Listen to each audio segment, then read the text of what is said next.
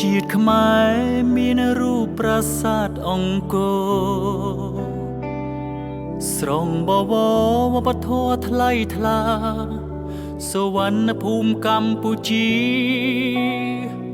គេពីដូនតាមរតកដូនតាខ្មែរបដិញ្ញាការពាររក្សាថែវិរាំងយុទ្ធជនជួមុខសម្រុកប្រយុទ្ធយកជ័យ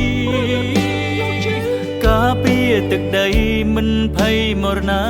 មិនចង់បានអ្វីក្រៅពីជាតិខេមរារក្សាសុខាជូនជាតិប្រជាជន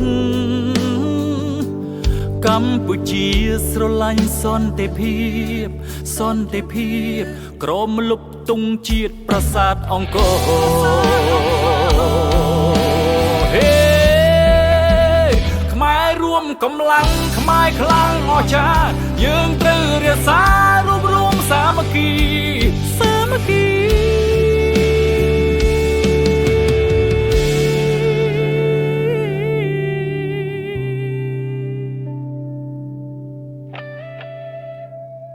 ទឹកដីខ្មែរត្រូវតែខ្មែរយើងរស់នៅបើមានសត្រូវវាចង់ឈ្លានពានវាទីជាតិខ្មែរប្រុសស្រីស៊ូបដូរជីវីកុំតិចពួរចោលរៀបដល់ធរណីជាតិខ្មែររមនីគង់វង្សរុងរឿងគង់វង្សរុង